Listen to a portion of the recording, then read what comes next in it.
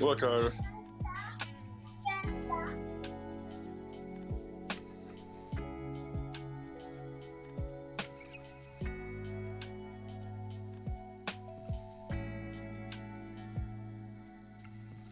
Recruit Johnstone's checking in.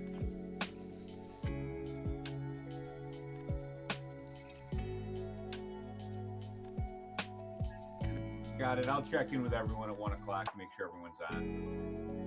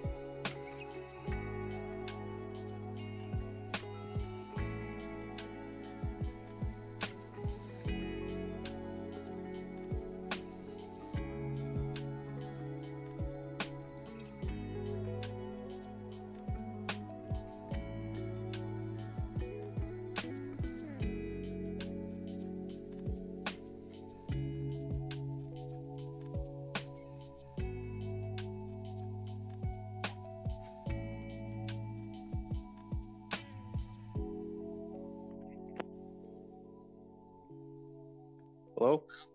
Hello? All right, just Recruit hang Macy. there, guys. I'll start talking at 1 o'clock. Just sit tight till 1.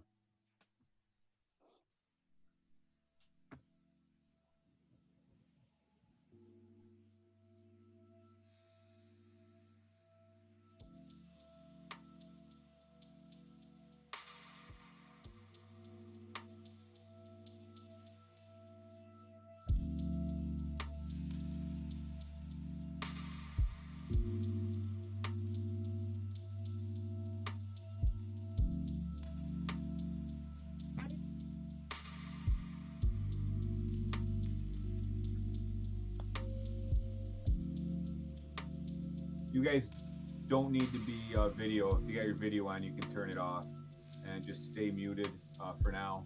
I'll get talking at 1 o'clock.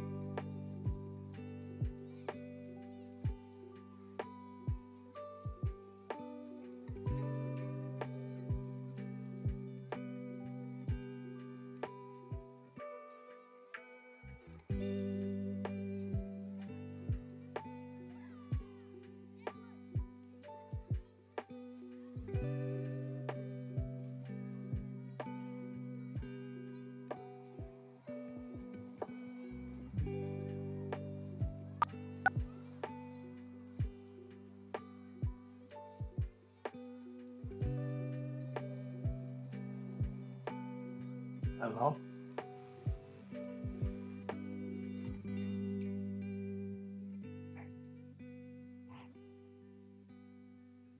Yeah, stand by, Manjan.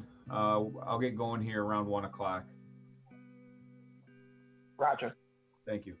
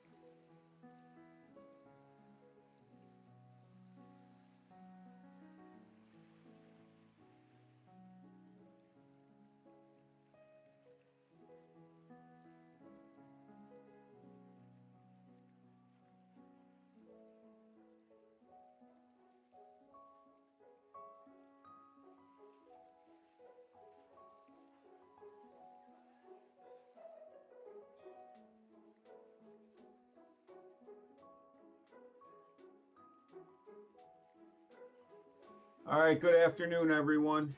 I have you all muted right now. If you need to chime in at one point, just unmute yourself and say what you have to say. I can see who's talking when you do that.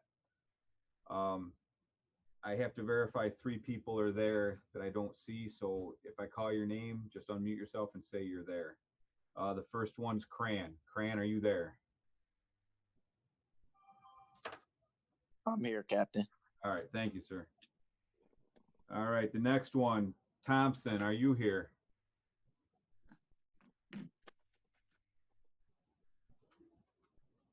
All right, and then Villegas, are you here?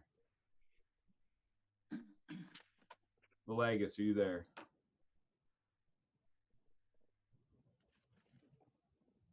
All right.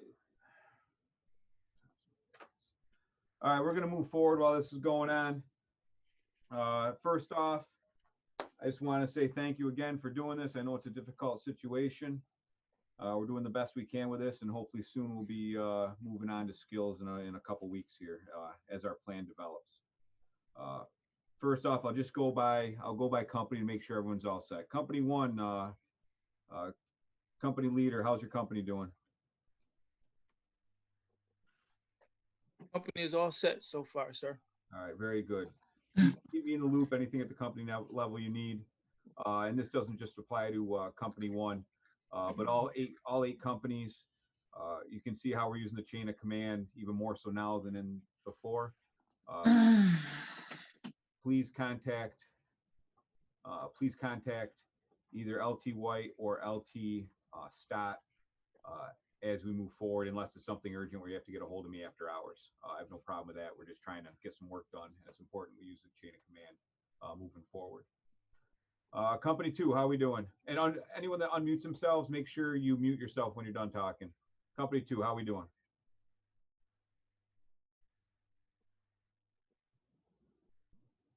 Company two, who's the company leader?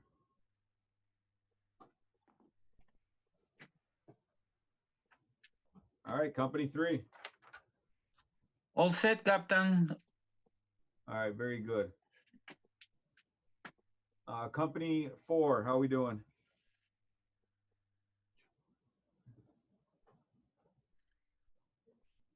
Company four, have we forgotten who our leaders are?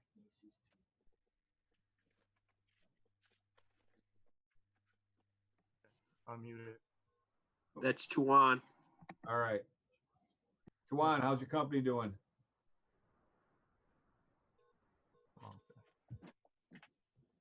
Juwan, unmute yourself and just let me know you're hearing it.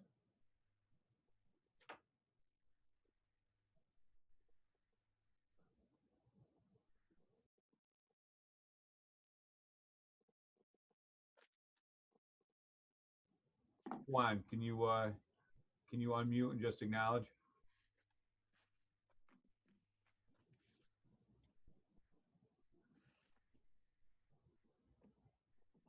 The Captain Recruit Villegas is in the call. Okay, very good. Thank you. Sorry, Captain. No, you're all good.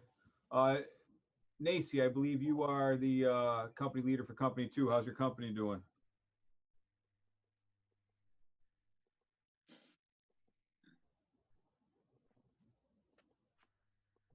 All right, guys, you gotta take yourself off mute. Captain, I think Nacy and Bala are having trouble connecting, as in trying to talk. They say they're talking, but we can't hear them. So Okay. I think they're just having trouble on their end. Okay, thank you very much. No problem, All right. Captain. Company five, how we doing?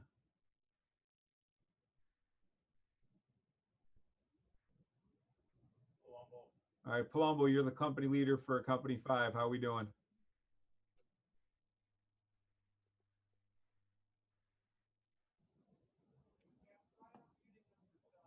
All right. Everyone be careful because right now you're all unmuted. Can you hear me? Yep, I can hear you. Okay. All right, so everyone, So the wildland fire behavior, there was a couple of questions on that. Some of them are saying the Adobe Flash was not downloading, Okay.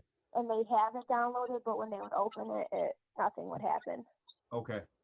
If we can get If each company leader can find out who's got problems with wildland, and then give us a list so we can deal with it. Was anybody successful at doing wildland? Just somebody that was successful at doing it. I know we're early on. Anyone? All right, so let me know on that if anyone can actually do that, and we'll move forward, see what's up. Company 6, how we doing? How you doing, Captain? I have one question for Perez concerning JBL. He said he couldn't take any more quizzes. He maxed out at 5, he said. So I don't know what is going on with that, but if you can help us out, that'd be great. No. Per chapter? He took out chapter test 5 times? Yeah, he took a chapter quiz. Yeah, I think it was 5 times, and it must have maxed him out. So he said he could not take any more. All right, we'll check offline with him. All right. And everything else is good. All right, very good. Thanks, Captain. Yep. And where are we at? Company 7. Verona, how we doing, Company 7? I believe I have everyone, Captain. I haven't heard from Scott. Okay. What do you mean? You haven't heard from him just in general? From Isaac, yeah, I'm texting him, but he hasn't responded. Okay. But Thompson is in now. Okay. And so is Sam. All right, but I mean, in general, everything's good with your company as far as stuff on the outside here? I believe so, yeah. They haven't told me anything. Okay. Company 8. All set, Captain. All right, very good, guys. Hope all your families are well. If not, if you have needs, you don't have to say it here, but just give us a shout. Make sure you guys are all right if you need something from us offline from here. So first off, any other questions we have as far as from company leaders that we didn't cover in that first just check in? Any questions at all from company leaders? All right. And I just want to go through some other things from the email today that I want to note. Questions about tool assignments. Send your questions up through your company leaders to your battalion leaders, and then they'll send us your questions. Battalion leaders, Battalion 1, send your questions to Lieutenant Stott regarding this. Battalion 2, send your questions to Lieutenant White. Please send the emails by 9 o'clock tomorrow. In one email, every time someone asks you, don't send us an email, just one blanket email, and we'll look at them from there.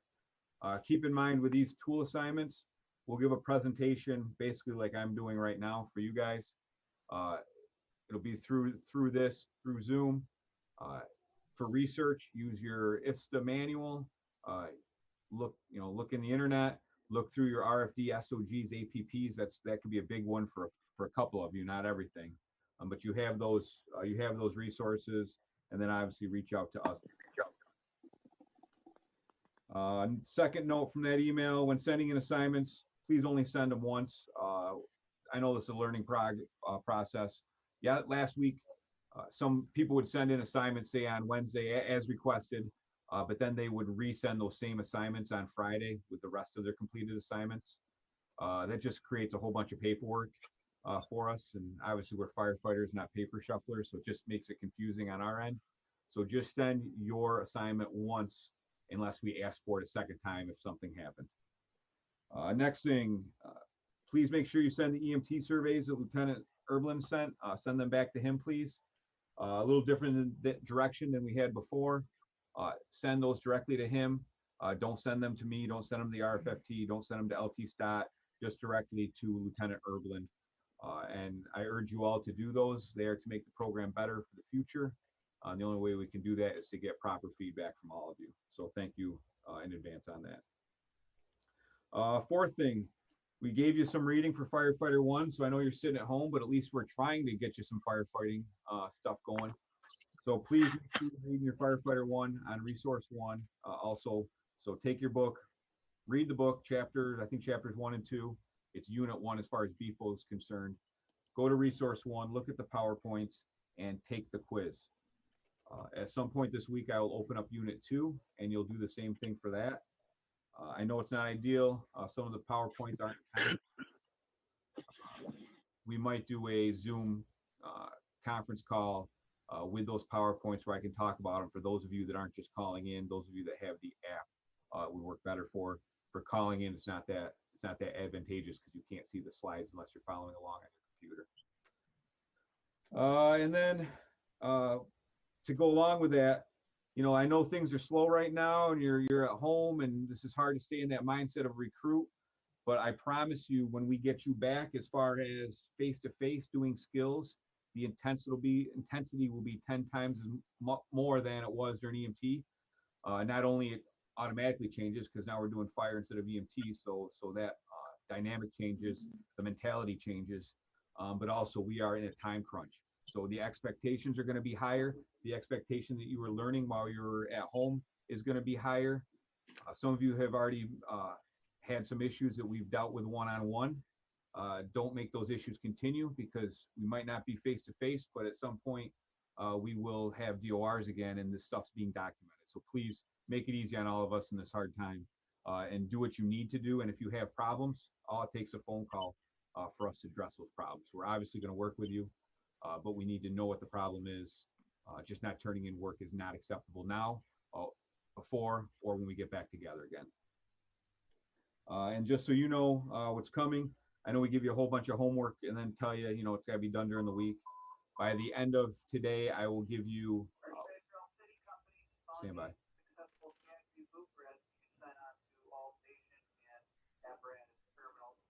All right, so this afternoon I will send you when we want things done.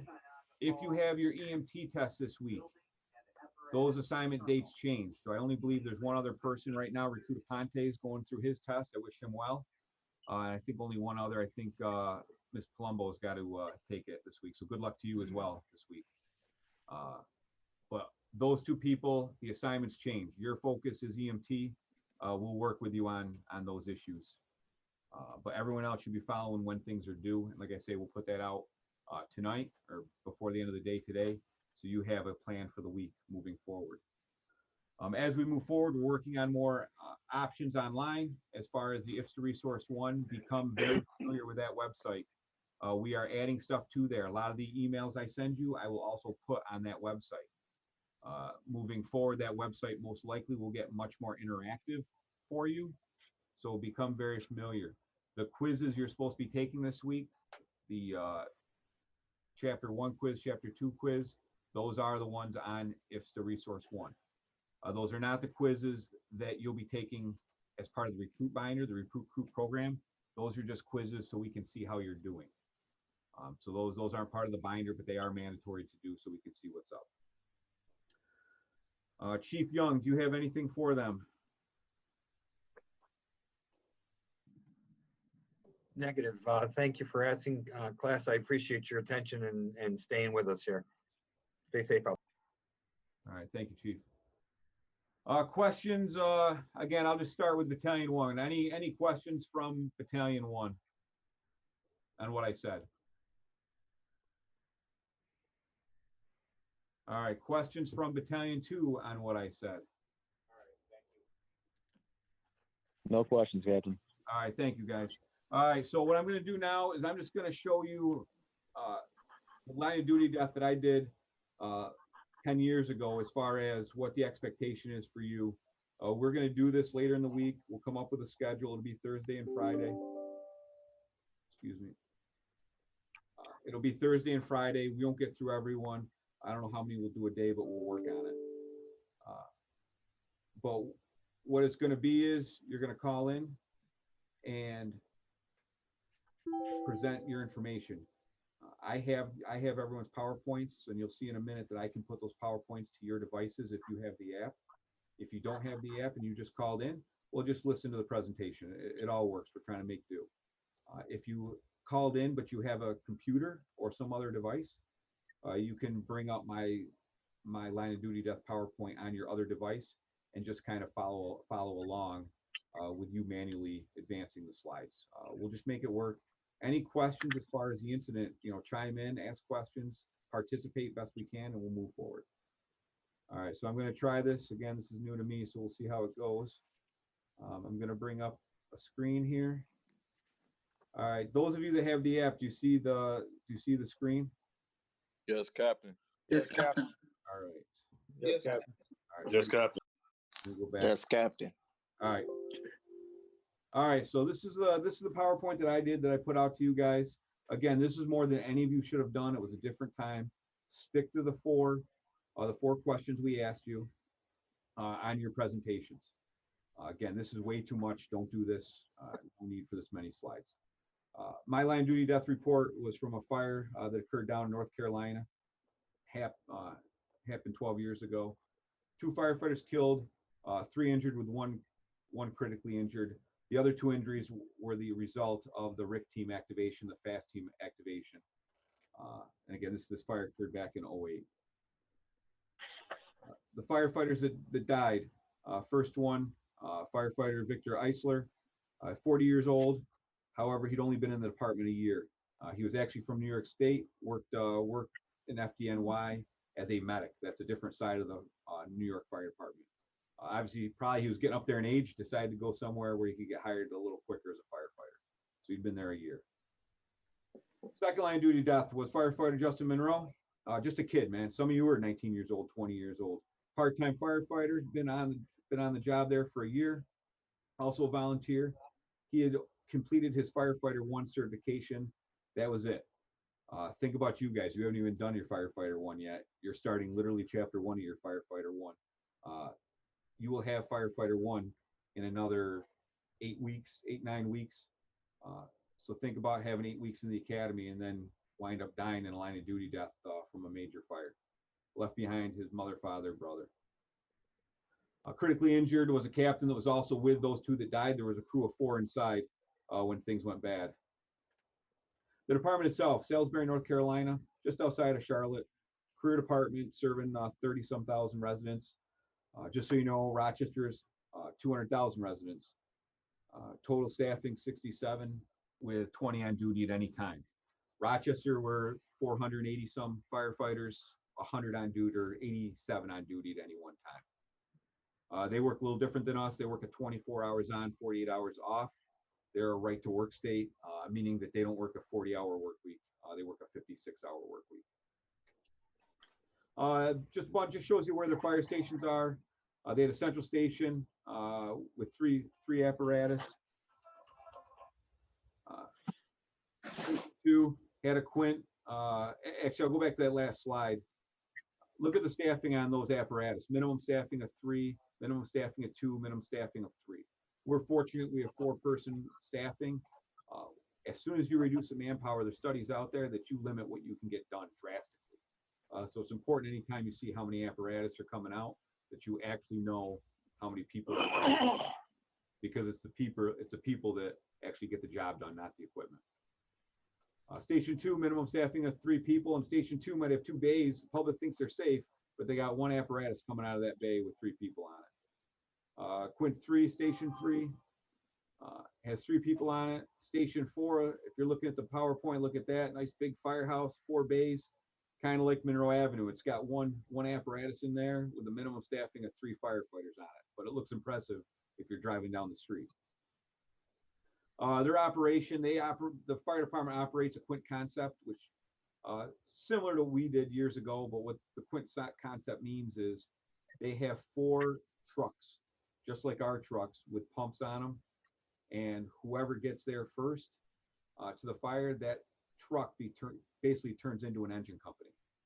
So 4 trucks, whoever gets there, based on SOG, one's going to be fighting the fire with water, one's going to be doing truck work, one's going to be getting water supply, etc. I know you guys don't have any real experience with this because we haven't done any fire yet, but as we go to the duty desk, guys will get we'll get more and more knowledge as far as this goes. If I just ask, go to mute, guys. Those of you that are not mute yourselves, and that way I can keep moving. All right. So structure fire assignment, they send all their fire personnel anytime there's a structure fire. 20 people that means 20 people responding. RFD, we send 30 people to a fire once it becomes a working fire.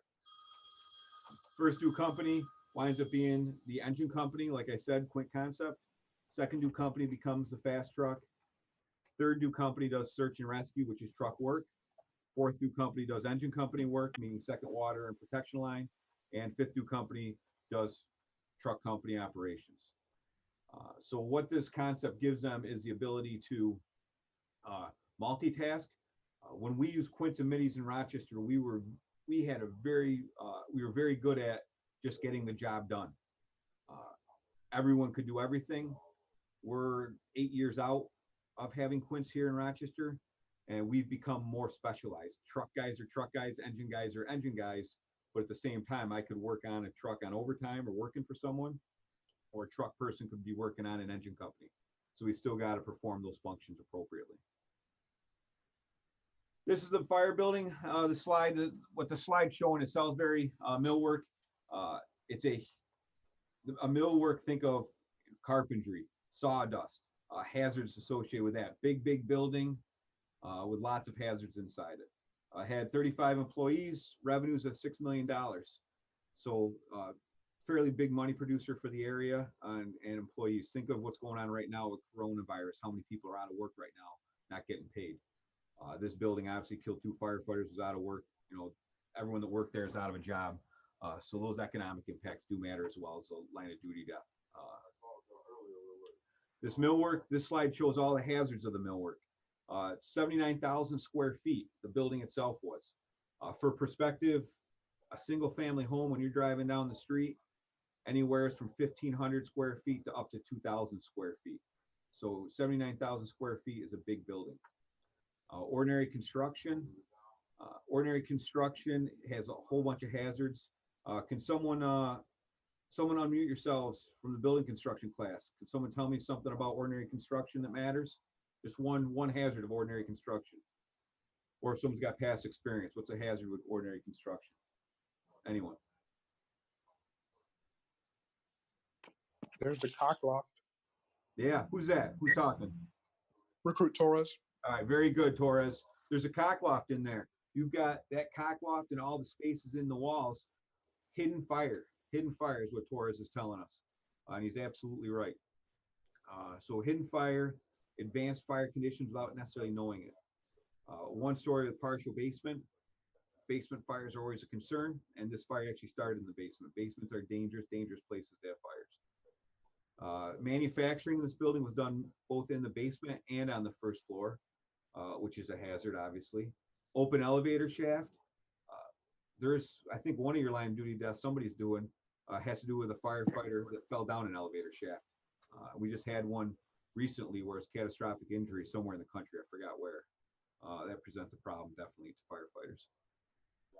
This building was rebuilt in '59 after a major fire. No sprinklers in the building. Only one permit issued that had nothing to do with the job classification that was going on in there. And there was a masonry wall between the offices and manufacturing that they thought was a firewall. But masonry walls, just for the record, are not necessarily firewalls. Those of you looking at the slides, the PowerPoint, what you're looking at now is a pre-plan. This was the only pre-plan they had from departmental documents. This was done in 1999. The fire happened in '08. Nothing was updated. Not a lot of details with this. Just a drawing, those of you that can't see it. Some of the notes on the pre-plan. So the notes they had on the pre-plan for a strategy, they said aggressive fire attack, quick search, and rapid ventilation. Not a lot of detail given the size of the building and the construction of the building, as well as the hazards in the building being a millwork. Fire behavior, they were right on this. Quick fire spread fueled by sawdust and adhesives. That's absolutely correct, which might not match up with the strategy too well. And then hazards, cluttered aisleways, machinery, and large open elevator shafts. So they knew the hazards, but might not have been matched up with the strategy they were going to employ. Moving on to inspections. They inspect their buildings just like the Rochester Fire Department does. They had inspected them since '03. And since '03, only 2 violations have been noted in those 5 years. One was some placarding issues. When we get into hazmat, you'll learn what an NFPA 704 placard is. And the other one was for improper storage. Most likely either cardboard or some of their varnishes, finishes, something along those lines. No other violations were noted on the years prior to the fire. And I can tell you just from doing inspections, and when you get out in the field and start doing inspections, a millwork facility is going to have violations just by the nature of what they do. So that tells me most likely the paperwork was just not getting done, or was just getting written off that it was completed.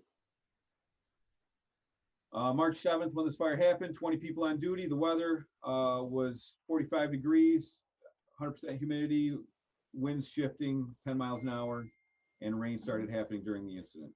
Fire occurred 7 o'clock in the morning. First arriving employee opens the door and discovers a fire in the basement ceiling area below the office area. So the fact I tell you, the first arriving employee discovers a fire in the basement, somebody unmute and say something as far as, what does that tell you about when the fire started? The first arriving. Tell me who you are, and then just say what you have to say. Recruit Johnstone, it tells us that we don't know when the fire started. It could have happened overnight. Could have been burning for a while. Absolutely. It could have started the day before. It could have started 15 minutes before. We don't know how much has been burning or where the fire is. Going back, thank you, Johnstone.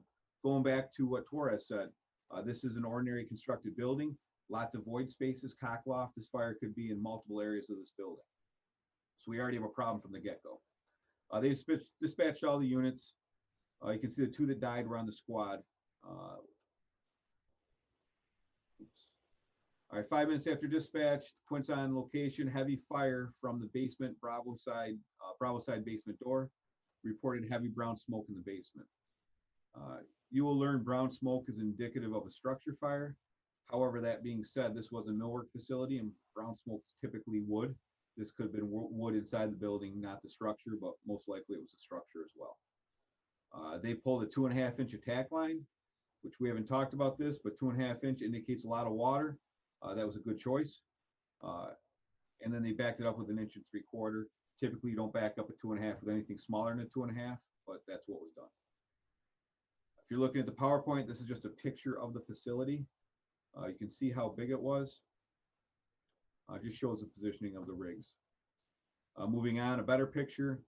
This is just a drawn diagram of Quint 2 as the base pumper, and it had 4 hand lines off. It had 3 2.5s and 1 3/4 inch, all directed into a basement area in an office area of this building.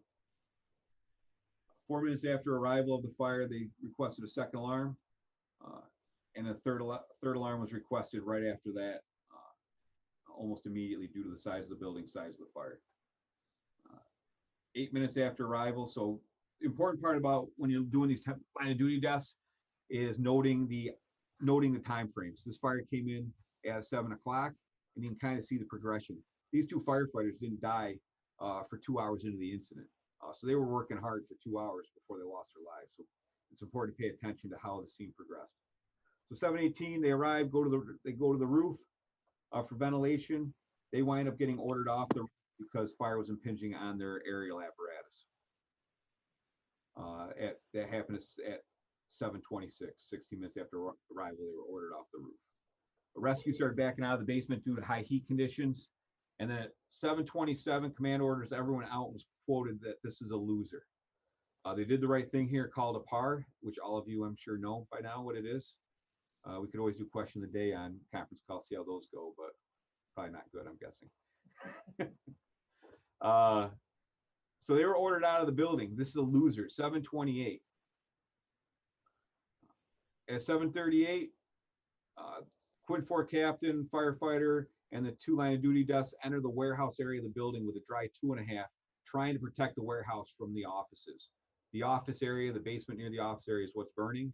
These guys are trying to cut the fire off because they thought they had a firewall. So they stretched the dry line in. They had a TIC, a thermal imaging camera. That's what that stands for.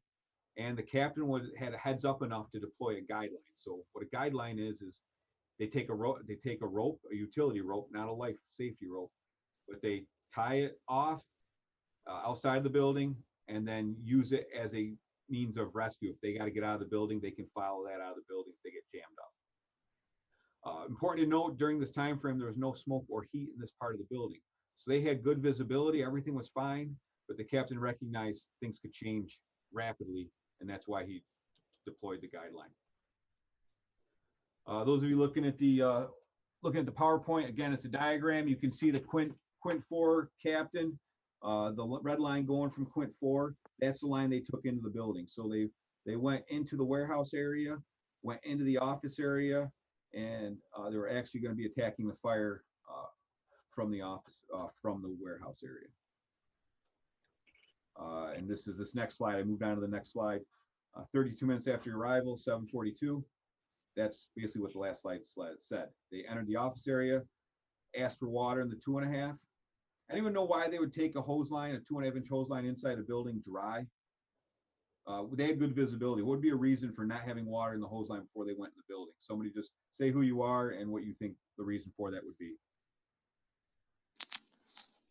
Recruit Cran, possibility connect to a standpipe, or that could be a possibility, not in this type of building, but why?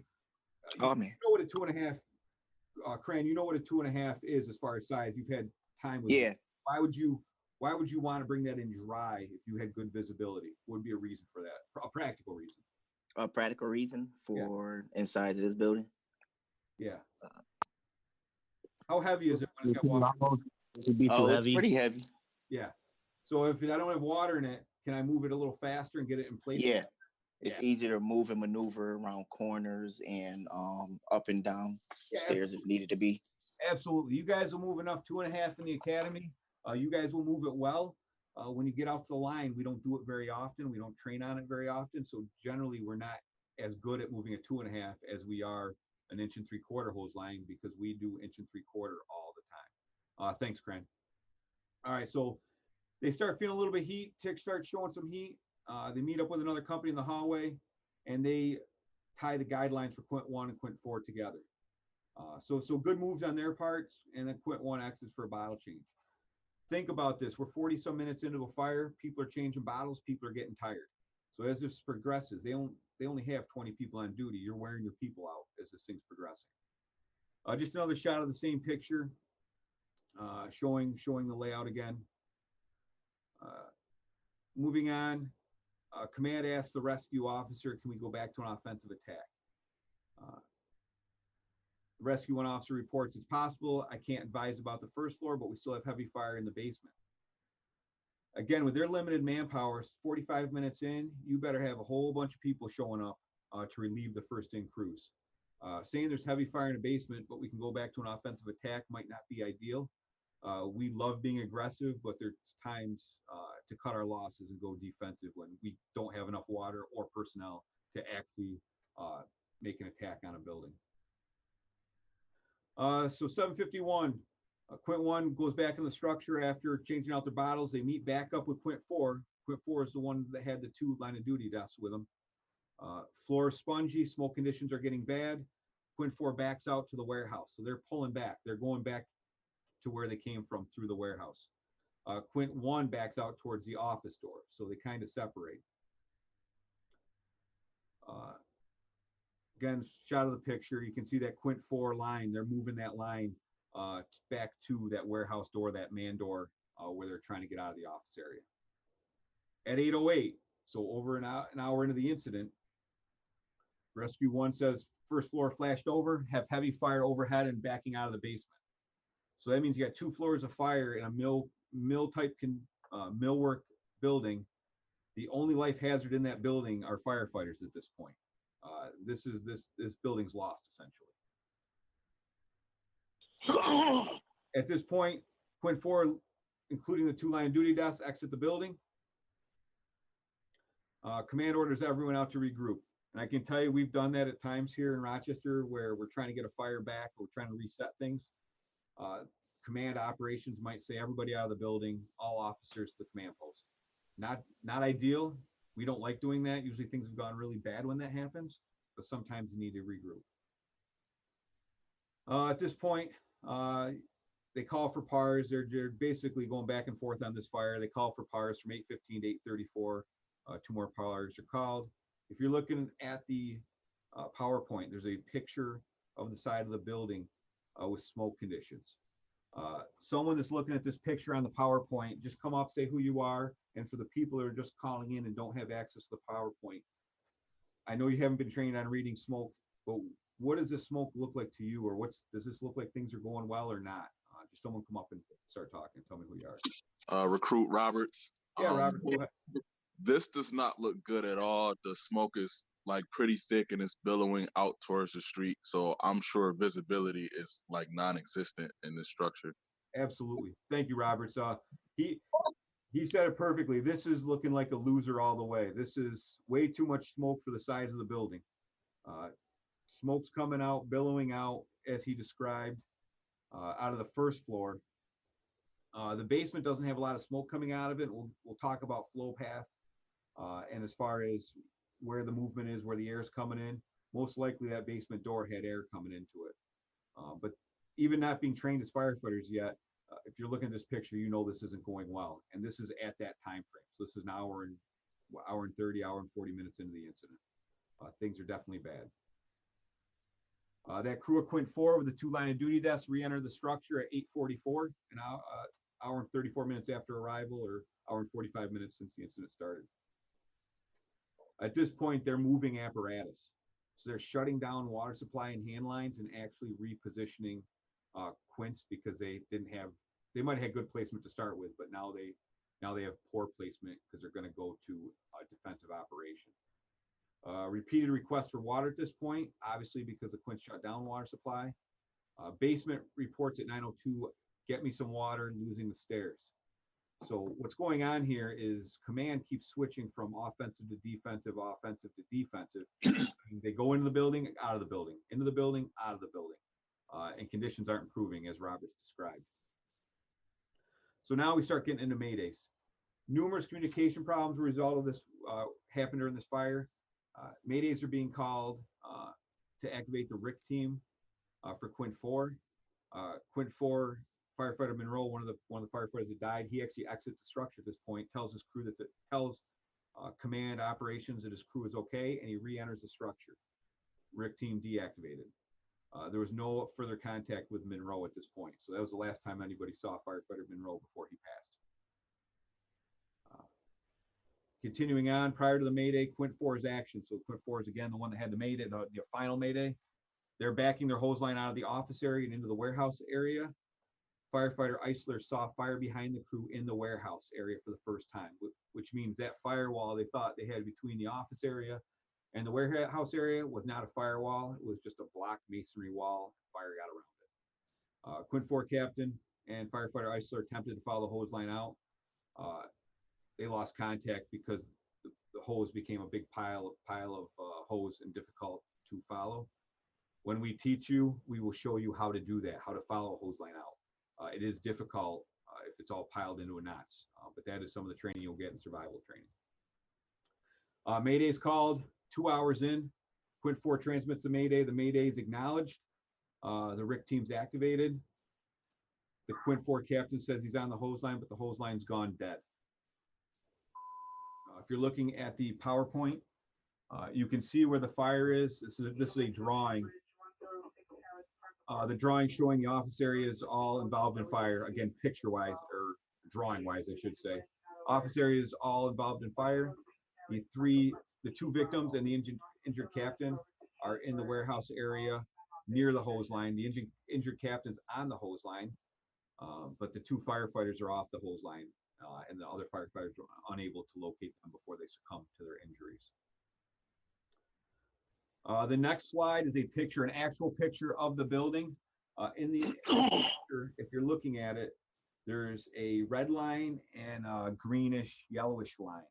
Those are two ropes, 2 pieces of tape, whatever, that investigators placed, indicating 1 where the hose line was and 2 where the safety rope was. So it just is for investigation purposes, identifying that they had the safety line, that they had the hose line. And you can see in this picture that the hose line isn't that twisted up. It actually isn't that bad the way it was found. Somebody come up, you've had building construction. There's 3 things in this picture that are the steel I-beams. Somebody that can see the picture and took the building construction class, what do you think about those steel I-beams in the picture? So if someone come up, say your name and what's different about them than what they should look like. Recruit Perez. Yes, Perez, go. They're warped, so they've been high heat. Absolutely. Thank you, Perez. Stressed. These were part of the structure of the building. These things are twisted. 2 are still up, but twisted badly. and one's on the ground. In your firefighter one book, you'll hear different numbers, but a steel I-beam can be heated anywhere from 4 to 10, can be heated and it expands anywhere from 4 to 10 inches in a 100-foot span. So you can kick out exterior walls when you heat an I-beam to that extent, but you definitely twist them and they definitely fail when you heat them. So if you're not on the PowerPoint, at least go into your email at some point the next day and click through these, because these are important slides to take a look at. Moving on to rescue operations. Loading dock door had a roll down door that rolled down to a garbage can. RIC team deployed under the door. So picture a big overhead door that's being held up by a garbage can. The RIC team went under it to try to go find the guys. Things to consider when you do that: I get going after the guys. Someone's got to be assigned to get that thing up to help out with the rescue effort. They located the captain because of his pass alarm. You guys haven't played with your SCBAs yet, but that pass alarm integrated to your SCBA. After 20 seconds of not moving, that thing starts going off. So when we start doing evolutions as recruits, you'll see it drives us nuts. We'll tell you, hey, keep moving. We don't need to hear it. In this case, it did its job. After 20 seconds, it started chirping. The guys found the captain and pulled him out. The team also heard the second pass device looking for the other firefighters that were down. 2 members of the team wound up receiving burns during the rescue attempts. And that's very likely in these types of conditions. When the RIC team's activated, the RIC team's going to see injuries. There are cases in the past where rescuers have died. If you look at Worcester, we talked about Worcester earlier in the class. Worcester lost 6 firefighters in 1999 as a result of a cold storage warehouse. 2 firefighters were lost. 4 firefighters died looking for those 2 firefighters. So it does happen. During the rescue, 3 additional attempts were made to rescue firefighter Monroe, firefighter Eisler. Those crews trying to find them were reporting water was boiling hot on the floor. So extreme conditions. On the 5th attempt, they found firefighter Eisler. Master streams were then put in place. Shortly thereafter, they found the other firefighter Monroe at 09:45. So this is 2 hours and 45 minutes from the 911 call. Right after that, the building collapsed. Moving on, if you're looking at the picture here on the PowerPoint, it's just showing where windows were open, doors were open, trying to gain access. Keep in mind, as we're opening windows and doors and not putting water on fire, we are extending fire. Next slide just talks about things that worked. Initially, they had adequate manpower on scene initially for the size of the fire initially, but they should have brought more in. And they did bring more in, just that building was too big. They initially pulled a 2.5, which was good. They did PARs. Guidelines were deployed in the structure even before conditions deteriorated, which was great. They had 2 RIC teams up, one on the front, one in the back, given the size of the building. Quint 4 captain followed the Mayday procedure that they had, and the Quint 4 captain was rescued. All positives. Issues they had, there were numerous issues, obviously. That's why we're talking about it, and that's why it's taken me, 25 minutes so far. Don't take 25 minutes when you talk about yours. Just giving you an example of stuff we're looking for. Issues, occupancy hazard. Obviously, this is the millwork facility. You have varnishes, oils, paint thinners, wood, sawdust. The list goes on and on as far as hazards. Not sprinkler. If this was a brand new facility today, it would have to have fire sprinklers. Ordinary construction hazards, we will learn about those when we start doing building construction, and you already got a piece of it when you took that building construction class last week. Pre-plan information, that was lacking, and it was 9 years old. We are trying to do a better job of updating our pre-plans by checking them every year. Obviously, we can always improve them. The information is only as good as what's given by us as firefighters and officers when we enter that information. Fire inspection reports, I already mentioned to you, millwork place doesn't go 5 years without violations. It just doesn't. Just that type of occupancy is hazardous. Location of command posts could have been better. They would have preferred it to have better size up of the situation of the building. And then doing a continuous size up reading smoke. Roberts knew just by looking at that picture with no firefighting experience that things were bad. Command operations sometimes gets tunnel vision. We got to do a better job of protecting our own firefighters. Next slide, just more issues. Operational modes.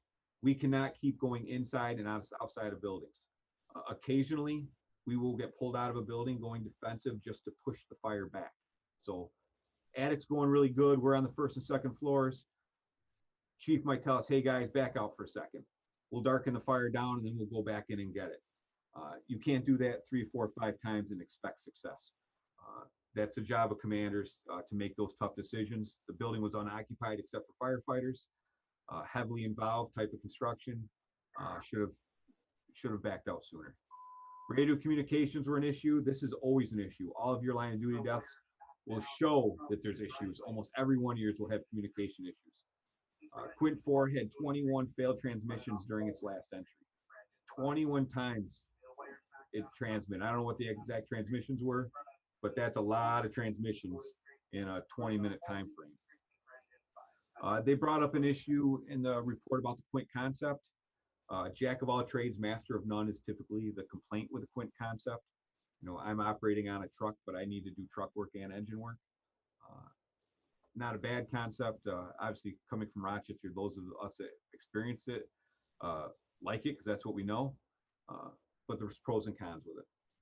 Water supply was an issue, especially when they were moving rigs around, and survival skills, that following the hose line, something you guys will do multiple times in the academy. Rick entry points, that's where that overhead door was. Part of being the Rick team, when you go out in the field after the recruit class, part of the Rick team's job is to make sure you have good points of entry and the firefighters inside have good points of egress. No, we can't commit to inside the building as a Rick team, but you certainly can make things better ahead of time or prevent something from happening. NIOSH recommendations, this part I want you to do. When we start talking in your PowerPoints, please list these NIOSH recommendations. First one, detailed pre-incident plans are needed for high-risk occupancy. Should go without saying. You're not going to pre-plan every 2.5 story wood frame house. Certainly a millwork is a high occupancy hazard. And in the Rochester Fire Department, a millwork would be an inspection done by fire safety. The line firefighters wouldn't even do the real inspection. We would do the walkthroughs knowing the hazard in our district. Second one, there's no need to limit interior offense. There is a need to limit interior offensive operations in a well-involved structure with no life hazard and no sprinklers. At some point, the decision needed to be made to pull out and go defensive, and it wasn't made soon enough. The third one was departments need to develop, implement, and enforce clear procedures for operational modes. This goes to that back and forth. You can't go back and forth multiple times inside the building, outside of the building, and expect a good result. The result's always bad when you do that. Fourth recommendation from NIOSH. Rick team should have a charged hose line in place before making entry. Clearly, when we go inside to save firefighters, conditions are different every time. As far as the RFD, we always know where we can get a hose line. And this was an extreme incident, but when we call for a Rick team, oftentimes the firefighters inside, the people on the hose lines inside, they have to keep doing their job. They have to keep flowing water. Yes, the Rick team might have to bring a line in with them, but it's up to the other people as well to hold the positions on don't stop fighting the fire so we can make entry and hopefully firefighters. The fifth recommendation, command posts should be established in locations that provide a good visual view of the fire building. That goes back to what the issues were. Set up a command post. Even if it's a first command post is poor, adjust, move it, let everyone know where you moved it to. 6, crew integrity must be maintained. Very difficult in these situations to maintain crew integrity. But how you do that is with PARs. And that's why they were calling so many PARs. Other recommendations that really don't have to do with us on the fire ground, but are recommendations NIOSH often recommends. Fire department should encourage local adaptation of sprinkler laws. That goes without saying. We have fire sprinklers in building. Generally, no more than 10 heads are going to fire. 5 to 10 heads are going to go off, flowing 8 to 15 gallons per minute and put the fire out before we're ever called. So sprinklers are definitely the way to go. 8th recommendation, manufacturers should continue to develop easy to use radio systems. I did this 10 years ago. That hasn't changed. We're actually making it more complicated in my opinion, but it's just what it is. We're always trying to improve the radio system. Number 9, manufacturers should continue to develop firefighter tracking technologies. As far as the RFD, we're no farther ahead than we were back then. There are technologies out there. Departments are looking to triangulate where firefighters are in a building. So when a Mayday is called, it'd be something in your SCBA. When a Mayday is called, there would be a screen and the commanding officers can look at it and they would know where you are. But that technology is a long way out as far as the RFD. The last slide here just lists all my references for that line of duty death. This was a doozy because it was a 3-hour incident, so that's why there's so much information for it. Some of you will have very short ones based on your scenario. Others of you, might go 10 minutes. I'm not looking for you to do a half hour, 35 minutes like I did. Just trying to engage you a little bit with this one. But that's what we're doing. Questions on that line of duty death. If you have a question, just say your name. I'll acknowledge you and then ask your question. Questions? Recruit Perez. Yeah, Perez, go. Hey, how come when they called it a lost cause, why didn't they all just back out? And there was nobody in the building except for the firefighters. Why didn't they just back out of it? That's a great point. Great question, I should say, Perez. That's a problem. We get tunnel vision. We're all type A personalities. We want to go get the fire. They thought it was a little fire in the ceiling in the basement and they could get it. The problem was we don't know when the fire started. The fires could have started 10 o'clock the night before and smoldering. That fire half hour ago. They pulled out like they were told to, and then command officers, maybe line officers got together, thought they could get it, and they went back in. And then they start getting that tunnel vision that this fire is not going to win. Just tunnel vision, really. It comes down to tunnel vision, Perez. Oh, I see. Okay. Hindsight's 20/20, but we get so focused. That's why, like for us, when we go to a fire, the battalion chief running the fire, like telling us what to do, then the officers do what the battalion chief wants, and then the deputy chief's running the fire as far as watching what's going on, along with the safety officer. And we're fortunate because we have a designated safety officer and the deputy chief's watching the overall scene, getting the resources needed. So if our battalion chief gets tunnel vision, he's got a safety officer to say, hey, this is a loser. Let's think about this. He's also got a deputy chief that's watching going, hey, battalion chief, maybe we need to do things differently. So we really have at least 3 eyes high level in the chain of command. And this type of fire for us would have been easily a third alarm. And with a third alarm brings car 2, car 1, and a whole bunch of other staff to help with those command decisions. But it was just tunnel vision. I see. Okay. Thank you, Ken. You're welcome. Another question. Any other questions? All right. So we'll come up with a list of doing these. We'll start doing these Thursday and Friday, maybe Wednesday. If someone wants to volunteer for Wednesday, just put it up through your battalion leaders and say, hey, I want to do mine on Wednesday, get it out of the way. But if not, if no volunteers, we'll start Thursday and it'll be on our schedule. But we'll move forward from here, just trying to keep you guys engaged with the LODD. This is also how we're going to do the tool. The tool summaries. We'll start those later in the week. Those are also Thursday and Friday. We'll just try to stay active doing this stuff. Try to keep you guys engaged. Questions on either one of those things? Just say your name and what the question is. Recruit Robert. Go ahead, Robert. Captain, can we do the line of duty presentation and the tool presentation like together? Like if just to get them both out of the way? No, let's just stick to one at a time for now. Just 2 different things, and we might mix it up a little bit and say, hey, 4 people are doing line of duty deaths on Thursday, and then 5 people are doing tools on Friday. Just trying to mix it up because the line of duty deaths, if we have 30 line of duty deaths all at once, we'll kind of miss the point. If we do all the tools with the line of duty deaths, we're just trying to keep things active and everyone. Copy that. So essentially the tool presentation is a slideshow as well. It doesn't have to be. I can put, if you log in with the app or on your computer with the app, you can do this through a computer with the app as well. What we can do is put the picture of the tool up and you can talk about the tool. You don't have to do a slideshow. Copy that. I know there's one recruit that for his line of duty that couldn't do a slideshow, and that's fine. You know, we can just talk about it. It's all good. Clearly, PowerPoint's really the tool for an instructor. It's more of a guideline, so the instructor can see what they want to cover. It's almost like a lesson plan for the person talking, so I can kind of follow through. But you don't necessarily need one. Just make sure you have good notes written down on a piece of paper, and you can just talk. It's totally up to you. Copy that. So that'll be what we're doing moving ahead with that. We'll keep doing these conference calls. I'm not sure when the next one will be.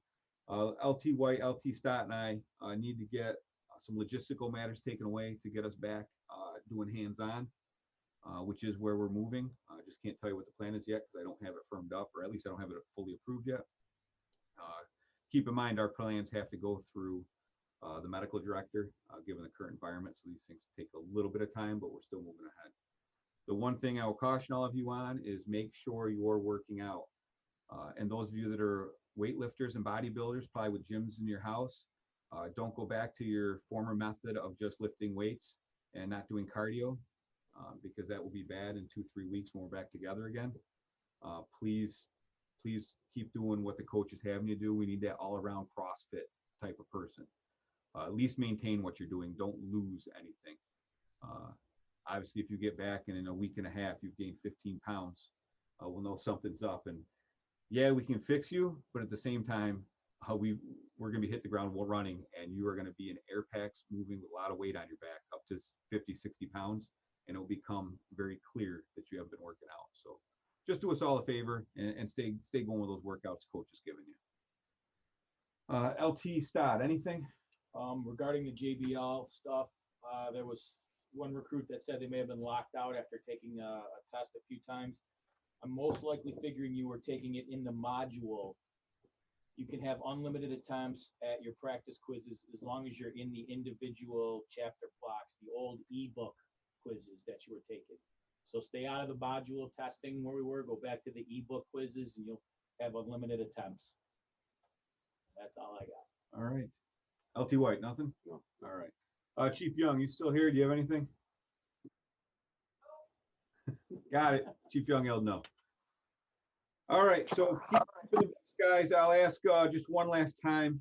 Does anybody have questions? Recruit Perez. Yeah, go ahead, Perez. Captain, offline. Yep, absolutely. When we get done here, you can just give me a call, email me, text, whatever it is. Okay, thank you. So I'm gonna go. Stay in your books. Keep working hard. We're gonna get there. I know it's in a unique situation. And I'm gonna call this meeting to an end. So I'm gonna click off, and you guys can log out. That ends the meeting. If you gotta talk to us offline, you can reach out. Then now, thank you all for attending, and we'll let you know when the next one is. Keep checking your emails. Thank you.